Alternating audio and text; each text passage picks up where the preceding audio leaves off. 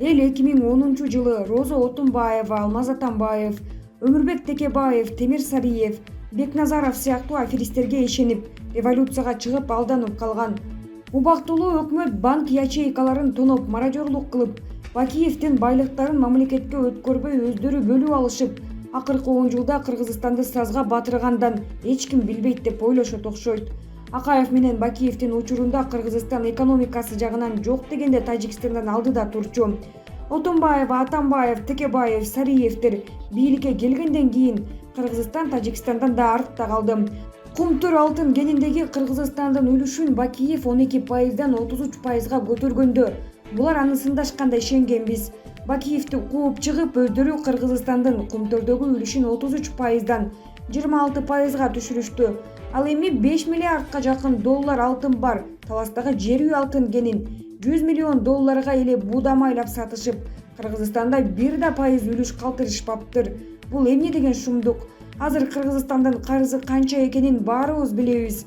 Кытай менен кредитке келишим түзүп жатып, Кыргыз тарыхында биринчи жолу кредитти төлөй албай калсак суверенитеттен баш тартабыз, айрым жерлерибизди беребиз деп ушул шүнчүктөр кол коюп берип жатышпайбы? Эми ошол элди тоноп сазга батырган Отунбаева, Текебаевдер көшөгө артында жатып алып, Али Үсөйүн сыяктуу жаш балдарды айдактап, бийлик мансапка жетүүнү кайрадан көксөп өлүп талып атышат. Бул акмактарга качанкыга чейин алданып жүрө беребиз? Эсибизге келсек болот эле. Булак Казат Чекиторг. Туугандар, ажобуз жаңы эле шайланды. Убакыт жана мүмкүнчүлүк берилиши керек. Бардык жоопкерчиликти мойнума алам деп элдин жүгүн алды. Буйруса өнүккөн өлкөлөрдүн катарына киребиз. Көч бара-бара түзөлөт. Элдин үмүтү акталат буйруса. Элдин көпчүлүгү эки тизгин, бир чылбырды карматты. Күтө туралы, буйруса баары жакшы болот. Биримдик болгон жерде сөзсүз өнүгүү болот. Митинг жана башкаларды токтото турсаңар болмок. Ажобуз жаңы эле шайланды. Реформалар башталды. Алдыда таңсыздык олчойгон карыз жана башка орчундуу маселелерге көңүл буруп, ынтымакта болуп, ажобузга колдоо көрсөтүп турсак, буйруса өнүгөбүз. Эми токтобойлубам. Орозбек Осмонов. Садыр Жапаров Москвага болчу иш сапарынан улам обочолонуу режимине өттү. Президенттин маалымат кызматы Садыр Жапаров кайсы күнү Россияга иш сапары менен бара турганын тактаган жок. Кыргызстандын мамлекет башчысы Садыр Жапаров Москвага боло турчу иш сапарынын алдында обочолонууга алынды. Бул тууралуу президенттин маалымат кызматынан билдиришти. Азыр президент аралыктан иштеп обочолонууда. Сапар абдан олуттуу. Мурунку өлкө башчысынын окуясы кайталанбасын дедик. Бардык тийиштүү чаралар көрүлүп жатат, деди Байтерек. Сапардын так күнү айтылган жок, бирок россиялык ЖММКлар Жапаров Москвага 24-25 февраль күндөрү келерин жазып чыгышты. Белгилей кетсек, 2020 жылы Москвага жеңиш парадына кеткен Сооронбай Жээнбеков аны менен чогуу баргандардан коронавирус табылгандыктан иш-чарага катышпай, кайра Кыргызстанга кайтып келген. Булак Спутник Чекиткейжи. Урматтуу кыргыз элим, биз чек арага кайдыгер эмеспиз. Казакстан, Тажикстан, Өзбекстан өлкөлөрүнө кандай жер маанилүү болсо, бизге өзүбүздүн жерибиз да өтө барктуу. Жана жерибизди тарттырып алганча кийинчен калганыбыз жакшыраак. Жарым карыш жерибизди эч качан жана эч бир мамлекетке өткөрбөйбүз. Жер бергенче жан берели мырзалар. Бир уч топуракта алтын менен барабар. Биз эң негизгиси тынчтык жолунда кайтарып алышыбыз керек.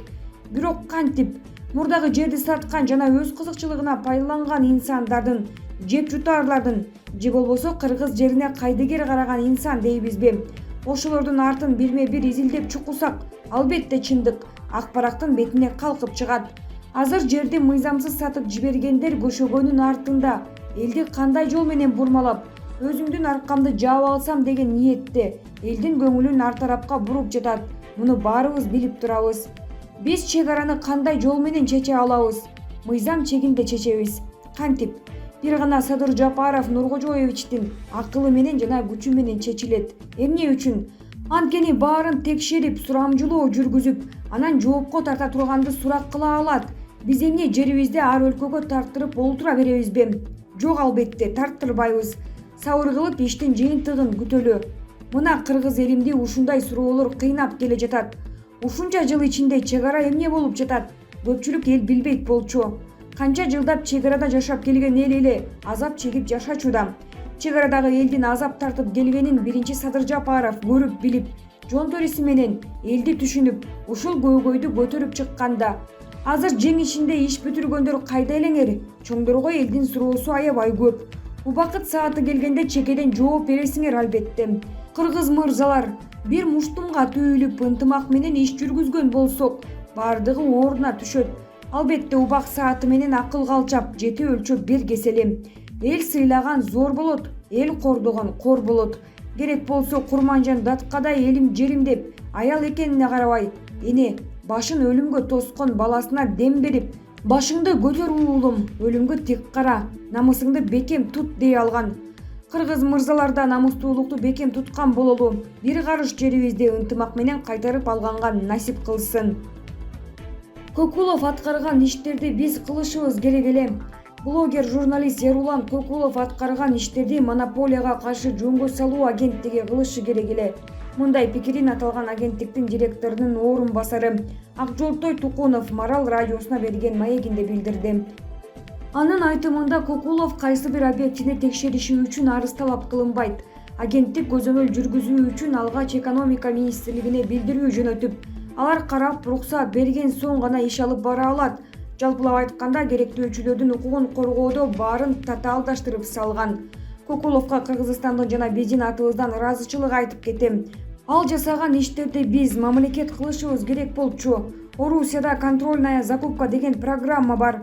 Бизде ошондой аналог ачсак жакшы болмок. Бизде товарлардын сапатын текшерип экспертизага берген мекемебиз жок. Монополияга каршы жөнгө салуу агенттигинин аты эле бар, бирок ага кошумча бөлүмдөр жок дейт Тукунов. Булак, Марал ФМ, Чекиткейжи. Гүлайым Шерматова. Кыргыз элим, акыркы өткөн президенттик шайлоо өтө таза. Элдин ою эрки тандоосу менен өттү. Баарыбыз чогуу Садыр Жапаровду шайладык. Бүгүн президентибиздин иштегенине саналуу эле күндөр аз убакыт эле болду. Бүгүнкү митингдин темасы жөн эле Райым Матраимов аталып, үчүнчү күчтөр уюштурган провокация деп эсептейм. Эмнеге Атамбаев, Жээнбековдун убагында өздөрү ушул коррупцияга кошо аралашып жүрүп, бүгүн болсо оппозиция боло калышты? Эмне үчүн Кыргызстандагы абалды курчутуп, карапайым элди жаш балдар менен алдына салып чыгышты? Менин суранарым, өлкөбүздүн эртеңки келечеги, элдин тынч жашоосу үчүн сабырдуу, чыдамкай, кайраттуу бололу. Садыр Жапаровго ишенели. Жакшы ниет, жакшы ой максат менен ийгиликке жетишебиз. Гүлайым Шерматова. Кыргызстандын тынчтыгын бузушкан, кыргыздар окшоп жашагысы келбеген, качан карасаң митингдешип, каяктагы бетин жуубаган уяты жоктор, Ала Тоо аянтына топ-топ жаштарды жолдон бузган, бир топ адамдын же батыштын заказын аткарышкан, төмөндөгүлөрдү катуу тыя турган мезгил келди. Азаттык деген канал жок өлкөлөр өлбөй жетпей эле бизден жакшы жашап жатышат. Журналисттик кесибине кыянаттык кылбастан, өлкөдөгү окуяларды бурмалабастан, акыйкатты жарыя кылып иштей алышпаса, жаап эле салыш керек. Көчөгө митингдеп чыккандардын ар бирине очойтуп штрафтарды салуу зарыл, чтобы экинчи митинг деген сөздү укканда кусуп жибере турган болушсун. Жаңы президент өлкөнү туура жолго буруп алганча жардам бере албасак да, жок дегенде тынч жашап туралы. Ал үчүн кеминде 2 жыл убакыт керек. Шол убакытка чейин митинг деген сөздү таптакыр унутуп салсак. Эльвира Эля.